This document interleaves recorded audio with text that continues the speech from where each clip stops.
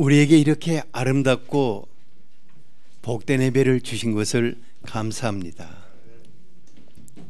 주님, 우리가 주님을 사랑합니다. 주님, 우리가 주님을 뵙기 원합니다. 우리가 주님 앞에 찬양한 대로 오늘 이 시간 우리 한 사람 한 사람을 만나 주시옵소서. 주님을 만나면 되겠습니다. 주님이 우리를 안아주시면 되겠습니다. 주님이 우리에게 말씀하시면 되겠습니다. 사랑하는 주님, 오직 이곳을 성령의 감동으로 사로잡아 주시옵소서. 오직 이곳을 성령 하나님, 당신이 주시는 말씀과 당신이 주시는 능력으로 이곳을 사로잡아 주시옵소서. 우리 모두가 아버지 앞에 경배드리는 이 경배가 예수 그리스도의 아름다운 보혈과 십자가의 능력으로 나타나게 하시고 성령 하나님이 주시는 놀라운 말씀의 권세로 나타나게 하시기를 원합니다. 한 분 한 분을 아시고 한 분 한 분을 살피시는 주님, 오늘 이 예배 속에서 임하시옵소서. 지금 올려드리는 이 성가를 기뻐 받아주시고 그대로 임하시옵소서. 당신을 사모합니다. 갈망합니다. 기대합니다. 예수 그리스도 이름으로 기도하였습니다. 아멘.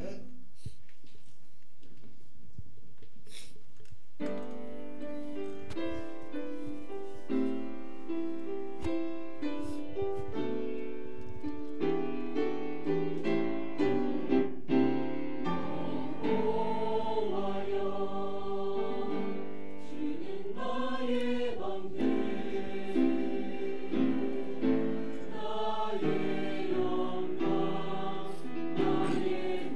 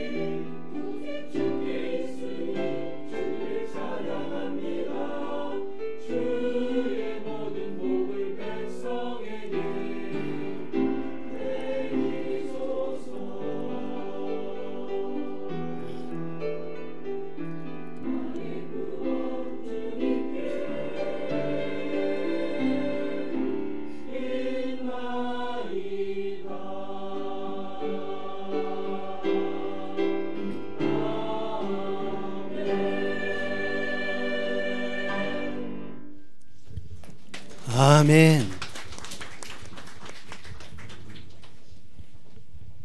오늘의 말씀입니다. 다니엘서 6장 10절에서 23절입니다. 다 함께 읽겠습니다.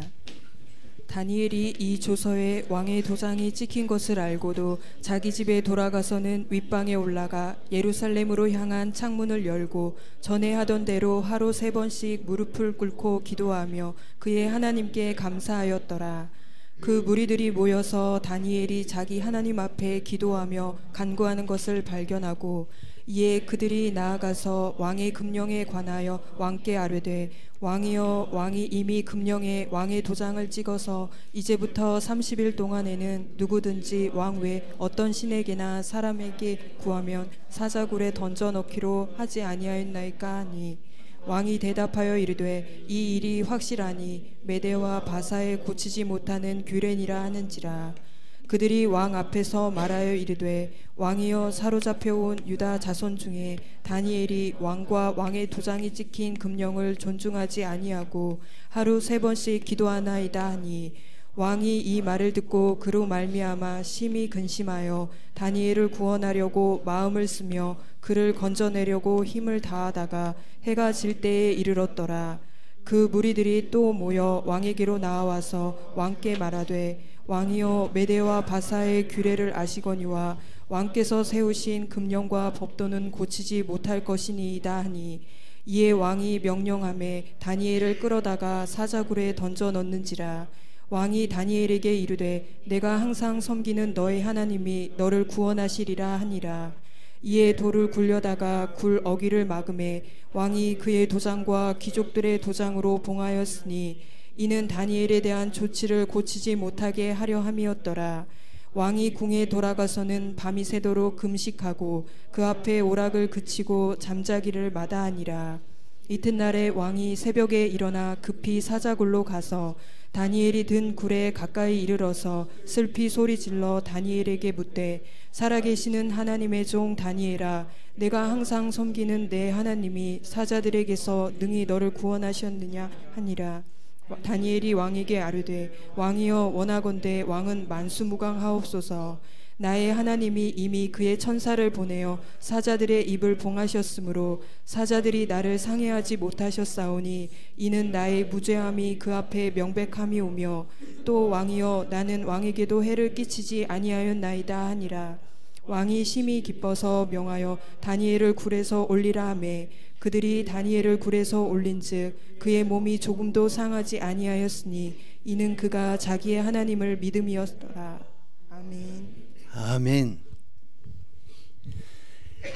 우리 이 목사님 4분 도미니카와 미국 선교여행 잘 다녀오시고 이렇게 반가운 얼굴로 또 건강한 얼굴로 오신 것을 감사합니다. 우리 다 같이 환영.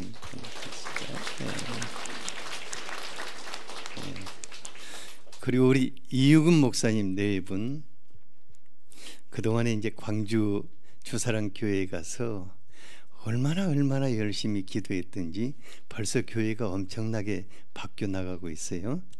참 수고 많이 하셨는데 박수를 한번.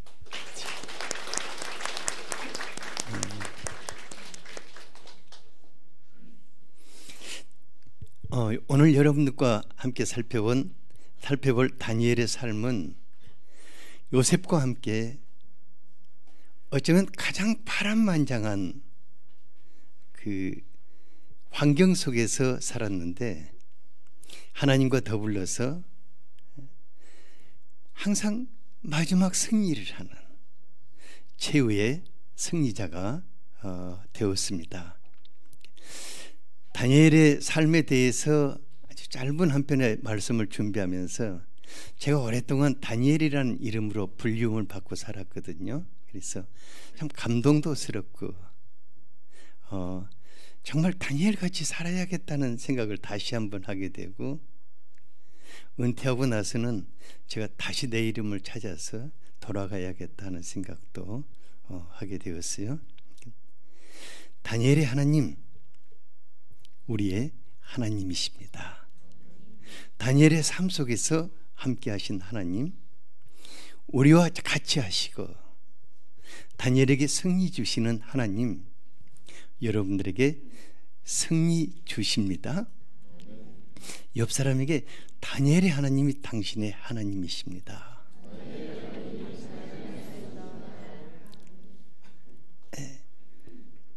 메대왕 다리오가 바벨론을 함락한 후에 제국을 120개 도로 분할하여서 각 지방 장관들을 세우고 그 후에 3명의 총리를 세워서 나라를 크게 3쪽으로 나누어서 다스리게 하였습니다.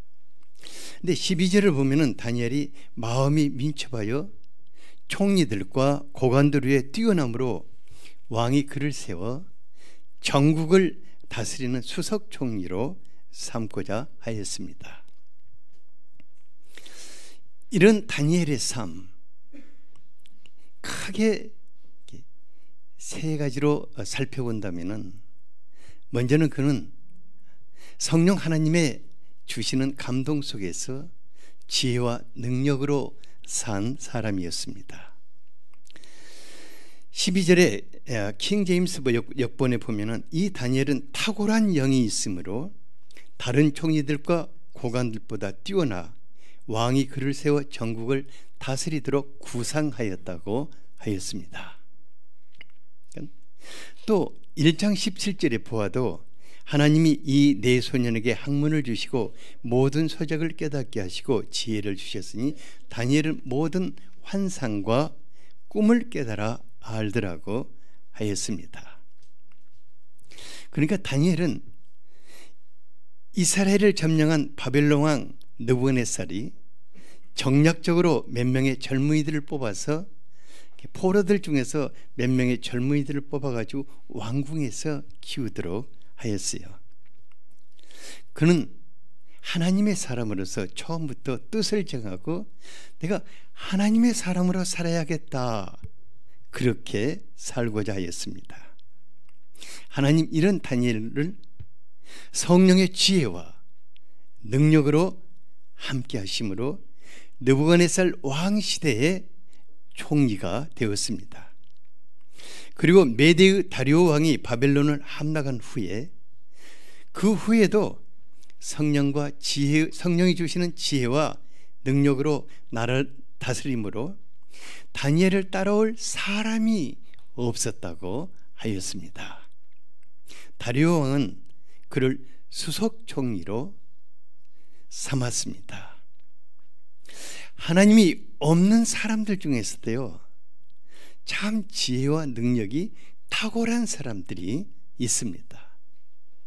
어느 누구도 미처 알지 못했던 그 지식의 세계를 통달한 사람들도 있습니다. 그런데 성령의 지혜와 능력으로 사는 사람과는 비교할 수가 없는 것입니다. 이사야서 11장 2절의 말씀과 같이 다니엘 위에 하나님의 영이 임하셨는데 그분은 지혜와 총명의 영이셨고 모략과 재능의 영이셨고 지식과 여호와를 경외하는 영이 임하셨다고 하였습니다. 그러니까 그 다니엘을 따라잡을 사람이 있다 없다? 없어요. 정권이 바뀌면 가장 먼저 누가 바뀌죠? 총리가 바뀌거든요. 그리고 모든 장차관과 중요 요직의 사람들이 다 그 인물이 바뀌게 됩니다. 그런데 다니엘은 바벨론이 메대로 바뀌고 메대가 바사라는 페르시아라는 나라로 바뀌었지만은 정복자들이 그 정복한 나라를 효율적으로 통치하고자 할 때 사람이 필요했어요. 근데 다 뒤져봐도 다니엘만한 사람이 없는 거예요.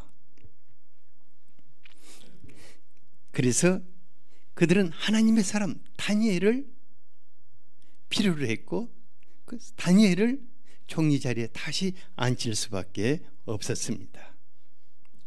어느 시대를 막론하고 성령의 지혜와 능력으로 사는 하나님의 사람들은 꼭 그 시대에 필요한 사람이 될 수 있습니다. 옆 사람에게 당신이 이 시대에 꼭 필요한 사람이 되기를 축복합니다.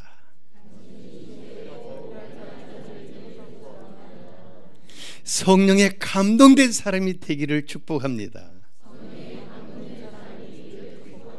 성령의 지혜와 능력으로 사는 사람이 되기를 축복합니다.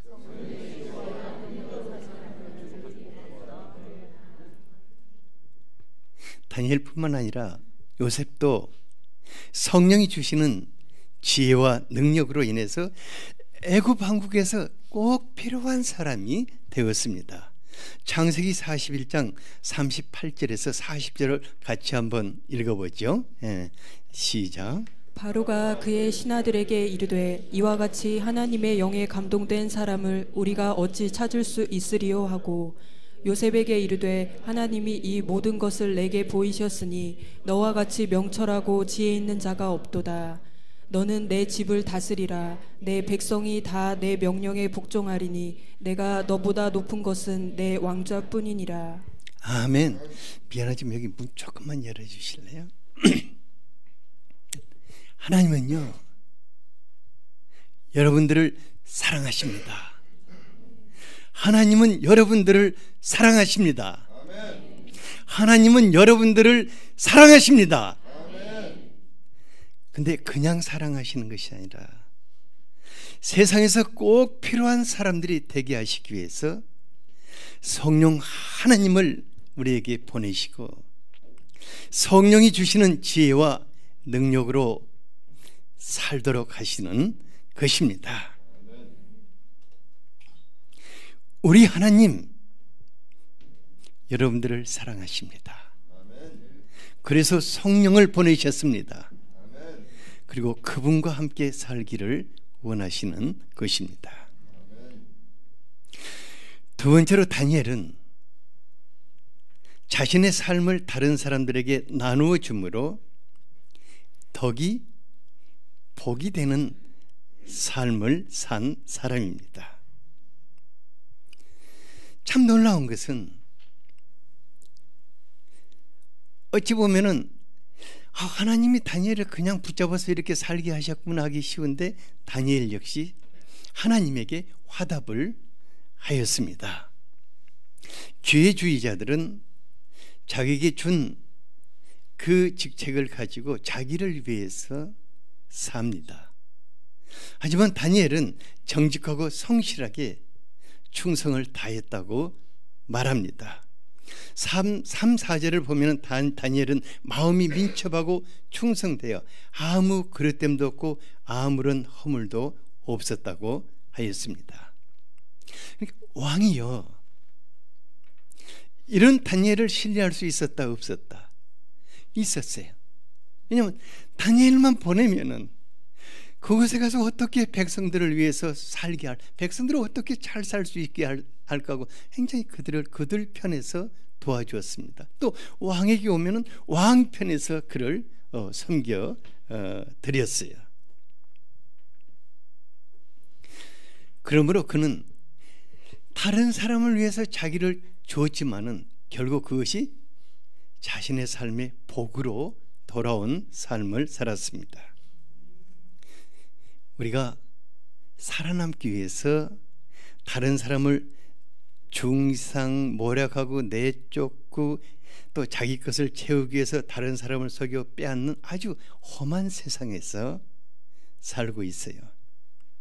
그래서 하나님의 사람들까지도 안 죽고 안 밀려나고 안 빼앗기기 위해서 굉장히 자기 안으로 웅크러들고 자기만을 위해서 살기가 쉽습니다.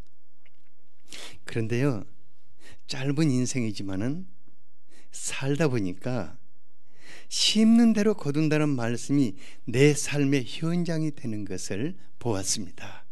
갈라디아서 6장 7, 8절을 같이 한번 읽어보죠.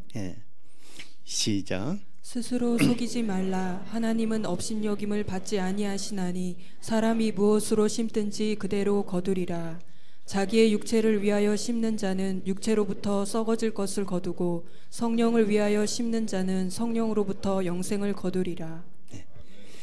다니엘이 축복된 삶을 살 수 있었던 것은 시대를 잘 만났기 때문일 것이다. 맞습니까? 그건 아닌 것 같아요. 부모를 잘 만났다? 그것도 아니고, 나라가 좋은 것도 아니고, 그는 누구보다도 불행한 시대에서 불행한 환경 가운데 산 사람입니다. 마치 일제 강점기 때 이제 강제 노역이나 위안부로 끌려간 사람들과 아주 비슷한 처지에서 있었습니다. 또 언제든지 그를 제거하고자 하는 원수들의 소굴에서 그는 살아야만 했습니다. 하지만 그는 하나님의 사람으로서 그 어떤 환경에 처하든 어떤 형편에 처하든 무엇을 탓하거나 휘말리지 않고 바로 그 자리에서 자기 자신을 다른 사람들을 위해 내어주는, 다른 사람을 돌보는 삶을 살았습니다. 그리고 하나님을 섬기듯 왕을 섬기고 하나님을 섬기듯 백성들을 섬겼어요. 그러니까 하나님이 이런 그런 다니엘 바로 그 삶 자체를 축복하신 것입니다. 그리고 포악한 군주까지도 다니엘을 인정하게 되었고 모든 사람들이 다니엘을 총리로 인정할 수밖에 없게 됩니다. 다니엘이 심은 것을 하나님이 축복하셨습니다. 많은 분들이 하나님의 축복을 기대합니다. 하지만 하나님은 심지 않는 것을 축복하시는 것이 아니라 내가 심은 것을 축복하시는 것입니다. 그래서 나는 다른 사람들에게 덕을 심었는데 하나님은 그 덕을 내게 복으로 주시는 분이십니다. 덕이 복이 됩니다. 뭐가 복이 된다고요? 다시 한번, 덕이 복이 됩니다. 덕이 복입니다. 덕이 복입니다. 다시 한번, 덕이 복입니다. 아멘. 인생이요 참 역설적인 것 같아요. 그러니까요, 여러분들이 남의 밭에다가 열심히 심었는데 거두기는 어디서 거둔다고요? 자기 밭에서 거두는데 어느 정도 거두냐면 내가 심은 것을 하나님이 축복하니까 몇 배를 거둘 수 있다? 여러분들은 다 알잖아요. 30배, 60배, 100배일 거야. 그러지만 30배, 60배는 빼고 몇 배까지 거둘 수 있다? 예. 그러니까 다시 한번, 나는 다른 사람에게 덕을 끼치기 위해서 다른 사람의 삶의 밭에 심었는데 하나님이 그걸 축복해서 누구의 밭에서 거두게 하신다고요? 나의 삶의 밭에서 거두게 하시는, 그래서 아주 역설적이라고 들릴 것입니다. 참 쉽지는 않아요. 이제 우리 중에 어떤 분은 자기 자신을 위해서는 돈 쓰는 걸 정말 아껴요. 제가 보니까 어떤 뭐 10,000원짜리 항상 이하로 이렇게 사 입고, 그런데 정말 하나님이 그분을 축복하셔가지고, 그러니까 다른 사람들을 돕는 데는 그냥 통 크게 그냥 아낌없이 막 써요.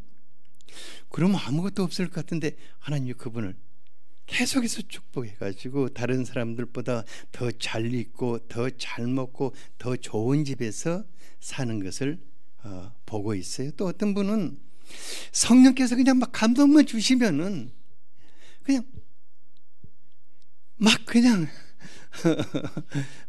자기를 쏟아 부어요.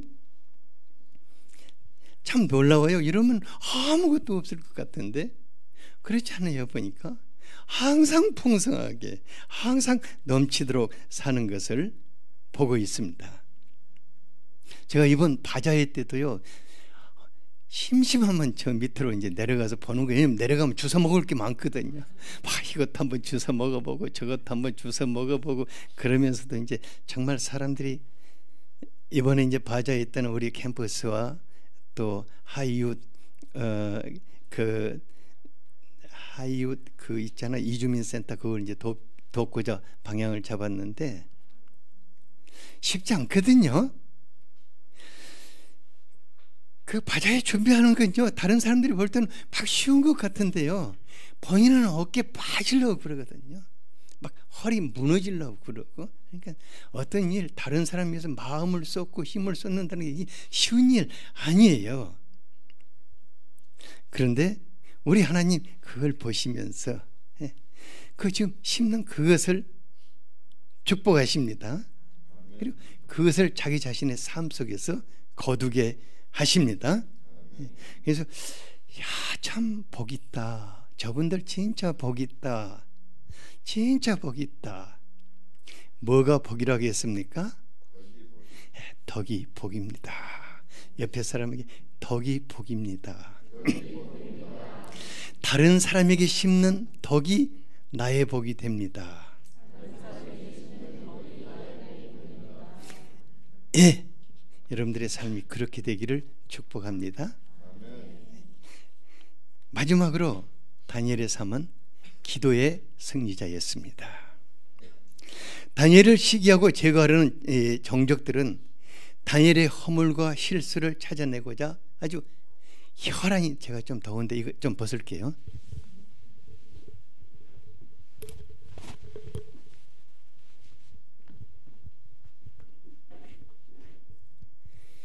혈안이 되는데 뭔가 발견할 것이 없었어요. 그래서 가장 비열한 음모를 꾸몄습니다. 5절을 한번 읽어보죠. 시작. 그들이 이르되 이 다니엘은 그 하나님의 율법에서 근거를 찾지 못하면 그를 고발할 수 없으리라 하고. 다니엘은 어려서부터 기도가 생활화된 기도가 몸에 배인 사람이었습니다. 그래서 바벨론으로 이주한 후에도 꾸준하게 기도 생활을 하고 여러분들이 다니엘서 1장에서 12장까지 오늘 가서 한번 읽어보세요. 그래서 다니엘의 축복이 내 축복이 되도록 읽어보시기 바랍니다. 그럼 구석구석에 다니엘이 어떻게 기도하는가 나와요. 근데 너무 놀라운 것은 총리가 되어서 그렇게 쫓기는 삶을 살면서도 하루에 꼭꼭 3번씩 하나님 앞에 기도했다고 하였습니다. 다니엘을 제거하고자 하는 원수들은 바로 그 다니엘의 기도 생활의 덫을 놓고자 음모를 꾸몄는데 이거 진짜로 어리석고 멍청한 사람들이었어요. 왜냐하면 다른 데 덫을 놔야지 해필이면 하나님 앞에 있는 거기다 덫을 놓으면 그 덫이 누구 것이 된다? 자기 덫이 돼. 여러분들 그러니까 다른 것은 다 해도 괜찮은데 하나님과 그 사람 사이에 있는 것은 건들지 말기 바랍니다. 예. 그리고 왕 앞에 나가서 충성을 맹세하며 왕을 그 우상화시켜서 떠올리는 법을 제정하도록 간청해 7절에 보면은 나라의 모든 총리와 지사와 총독과 법관과 관원이 의논해서 왕에게 한 법률을 세워 한 금령을 정하실 것을 구하였는데 왕이여 그것은 곧 이제부터 30일 동안 누구든지 왕 외에 다른 신이나 사람에게 무엇을 구하면은 어디에 던져넣어라? 사자굴에 던져넣도록 건의했습니다. 그런데요, 그 국법에 왕이 조서에 어인을 딱 찍어서 공포를 하면은 이건 왕 자신이 바꿀 수가 없어요. 그러니까 왕은 신하들이 그 중정스러운 건의를 감동을 받아가지고 어인을 찍어 공포하도록 하였어요. 이것은 누구를 잡기 위한 덫이었습니까? 다니엘을 잡기 위한 덫이었어요. 그러나 다니엘은 어떻게 했습니까? 10절을 같이 한번 읽어보죠. 시작.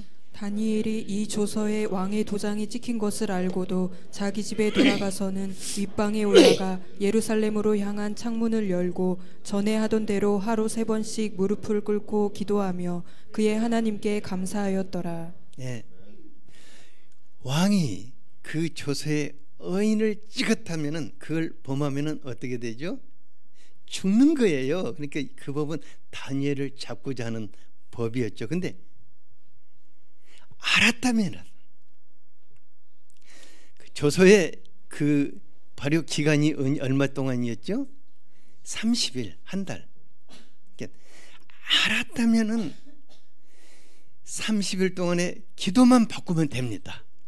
어떻게 하냐면, 항상 집은 맨 꼭대기에 올라가서 다락에서 기도를 했거든요. 어디로 내려가면 된다? 지하로 내려가면 돼요. 또 내려가기 싫으면 뭐 하면 된다? 문 닫고 묵상 기도를 하면 되지 않아요? 그런데 다니엘이 그렇게 하지 않았다고 그랬어요. 다니엘이 국사를 마치고 집으로 들어가서 그냥 맨 꼭대기 윗방에 올라서 문을 활짝 열고 예루살렘을 향하는 그곳에서 통성으로 기도를 한 거예요. 그러니까 자기 목숨을 노리면서 만원경으로 그 앞집에서 이렇게 쫙 다니엘의 기도하는 그 행동을 또 바라보고 또 몰래 카메라로 찍고 있는 그 앞에서 다니엘이 하나님을 감사하며 기도를 하였습니다. 기도 소리가 들리기만 하면 당장에 죽이려고 달려들 텐데, 어떻게 도대체 원수의 속을 해서, 뭐가 감사해서 하나님께 감사하는 기도를 드렸을까? 하나님, 제가 기도하다 맞아 죽으면 순교자의 반열에 있으니까 감사합니다 그랬을까? 아니면은 이런 위기 때 내가 기도할 수 있는 분이 있어서 감사하다고 그렇게 기도했을까요? 근데 놀랍게도 다니엘이 전혀 전에 하던 대로 기도했다고 하였습니다. 다니엘은 전에도 그렇게 기도해 왔었습니다. 다니엘은 모든 일 앞에서 감사하며 기도해 왔었습니다. 다니엘의 기도는 십자가의 죽음 앞에서 겟세마네 기도를 하신 예수님의 기도와 비슷합니다. 그래서 다니엘이 자기를 죽이려고 음모를 꾸미는 그들을 왕에게 고발하지 않을 수 있었습니다. 또 어리석게 속아 넘어간 왕을 원망하고, 하나님 해초리 좀 때려주세요, 저 원수들은 오늘 밤 전부 다 그냥 제거해 버리세요, 이런 기도하기 쉬울 건데 그런 기도하지 않았습니다. 많은 분들이요, 안타깝게도 시련의 날 하나님을 잃어버립니다. 하나님을 아주 잃어버리지는 않는데 자신에게 가장 소중한 영적인 것들을 잃어버리는 것을 봅니다. 믿음을 잃어버립니다. 기도를 잃어버립니다. 예배를 잃어버립니다. 감사를 잃어버리고 사랑을 잃어버리는 것을 볼 수 있습니다. 이것은 사실 우리의 생명과 같은 것들이고, 그걸 잃어버리면은 우리들 자신도 무너지는 것입니다. 다니엘은 진정 하나님의 사람이었으면, 조금 더 문을 열어주실래요? 그래가지고 지금 날씨가 좀 무더우니까 모든 분들이 오는 졸음을 억지로 참고자 고생을 많이 하는 것 같아요. 그냥 옆 사람을 보면서 그냥 주무시세요 이렇게 말해주세요. 괜찮습니다 하고, 여긴 아버지 집입니다 이렇게 그렇게 해주세요. 괜찮아요. 다니엘은 시련의 날 하나님을 잃어버리지 않았습니다. 믿음을 잃어버리지 않고, 기도를 잃어버리지 않고, 감사하는 생활을 잃어버리지 않았습니다. 기도하는 것 때문에 그 죽음의 덫에 걸려질 위기에 처했지만은 오히려 감사했어요. 다니엘 하나님과 더불어 살고자 할 때 오히려 그 감사가 시련을 이겨나가는 힘이 되게 했을 것입니다. 다니엘을 제거하고자 음모를 꾸민 원수들이 왕에게 오명을 이긴 다니엘을 참소했어요. 저 다니엘이 왕 앞에서는 충성을 다하는 것 같지만 뒤에서는 왕명을 어기고 있다고 그랬어요. 근데 그때서야 왕이 저 사악한 무리들이 나를 속였구나. 하지만 어쩔 수가 없었어요. 그래서 왕이 정말 마음에 근심이 되고 다니엘을 구원하기 위해서 마음을 쓰고 건져내고자 하다가 해가 질 때가 되었지만 자기가 어인을 찍은 국법이었기 때문에 그것을 어길 수가 없었어요. 하나밖에 없는 충신을 사자굴에 던지는 왕의 슬픔이 너무 컸을 것입니다. 그래서 18절에서 20절을 보면 밤새도록 금식하고 오락을 그치고 뜬 눈으로 이렇게 눈을 세운 왕이 새벽 일찍이 다니엘을 던져놓은 사자굴 앞에 나가서 슬픈 마음으로 다니엘을 불렀어요. 하나님의 종 다니엘아, 내가 항상 섬기는 하나님이 사자들에게서 너를 능히 구원하였느냐? 그러나 대답이 들리리라고는 상상하지 않았을 것 같아요. 하지만 사자굴 저 밑바닥에서 놀라운 목소리가 들려왔어요. 왕이여 만수무강하옵소서. 나의 하나님이 이미 그 천사를 보내어 사자의 입을 봉하였으므로 사자들이 나를 상하지 못하게 하였나이다. 이는 나이가 무지함이요 그 앞에 명각하고 내가 왕과 나의 왕에게도 해를 끼치지 아니하였나이다고 그는 말했습니다. 얼마나 그 목소리를 들을 때 감격스러웠겠습니까? 하나님, 그 사자굴의 천사를 보내셔서 사자들의 입을 꽁꽁 다 묶어버렸어요. 그러니까 사자들이 하나님의 보호 아래 있는 다니엘을 씹을 수 있다 없다? 없었어요. 다니엘요, 그 밤에 사자들은 그냥 마음이 힘들어 죽겠는데 다니엘은 사자들 틈바구니 속에서 아주 평안하게 잠을 잤어요. 왕 다니엘 급히 끌어올리라고 했어요. 급히 끌어올려서, 그런데 다니엘의 얼굴을 보는 순간에 왕이 막 분노감이 확 치솟았어요. 다니엘을 참수한 자들을 다 끌어오라고 그래. 분이 안 풀리니까 그 처자식도 다 끌어오라고 그랬어요. 그리고 사자굴에 다 던져 넣으라고 그랬어요. 그들이 사자굴의 밑바닥이 떨어지기도 전에 사자들이 그냥 뛰어서 그들을 확 움켜쥐고 부서뜨리니까 막 뼈가 깨지는 소리가 저 위까지 다 들렸어요. 그리고 그는 26, 27절에 보면은 자신이 통치하고 있는 제국 백성들에게 다니엘을 사자의 입에서 구원해신 하나님을 찬양하고 그의 영광을 선포하는 조서를 내렸습니다. 다니엘의 하나님, 자기를 믿고 의지하는 그를 최후의 승리자가 되게 하셨습니다. 23절을 같이 한번 읽어보겠습니다. 시작. 왕이 심히 기뻐서 명하여 다니엘을 굴에서 올리라 하매 그들이 다니엘을 굴에서 올린즉 그의 몸이 조금도 상하지 아니하였으니 이는 그가 자기의 하나님을 믿음이었더라.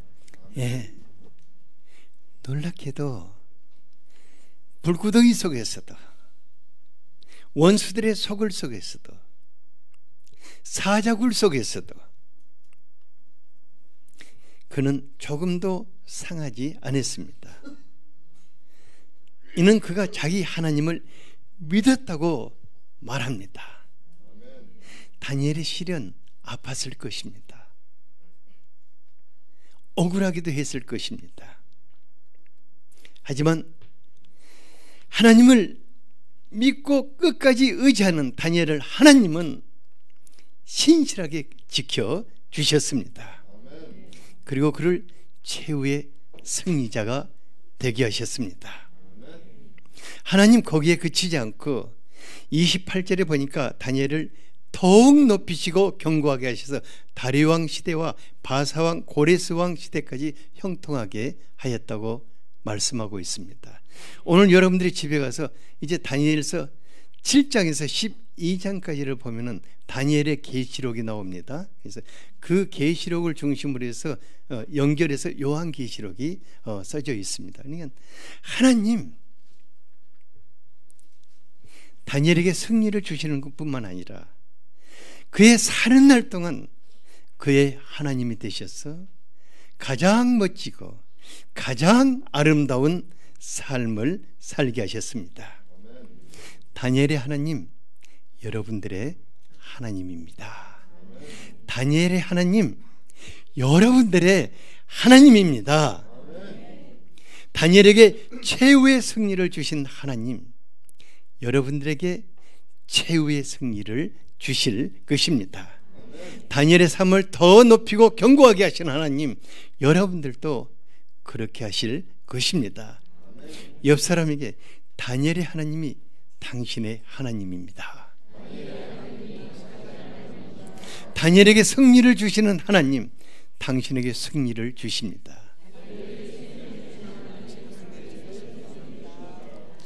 이 말씀이 나의 것이 될 수 있도록 같이 한번 기도하겠습니다. 아버지 하나님, 오늘 다니엘의 하나님과 그의 삶을 배울 수 있도록 은혜 주신 것을 감사합니다. 사랑하는 아버지 하나님, 우리에게 성령의 감동 속에 살게 하시고 성령이 주시는 지혜와 능력으로 살게 하시기를 원합니다. 아버지 하나님, 우리가 다니엘과 같이 모든 사람들을 위해서 자기를 내어준 것 같이 덕으로 복을 받는 자들이 되기를 원합니다. 부지런히 다른 사람의 인생의 밭에 아름다운 복을 심음으로 복을 받게 하여 주시옵소서. 주님, 우리가 다른 모든 것을 잃어버려도 하나님을 잃어버리는 자들이 되지 않기를 원합니다. 믿음을 잃어버리지 않게 하시옵소서. 기도를 잃어버리지 않게 하시옵소서. 감사를 잃어버리지 않게 하여 주시옵소서. 오직 하나님으로 삶으로 마지막 승리자가 될 수 있기를 원합니다. 예수 그리스도 이름으로 기도하였습니다. 아멘.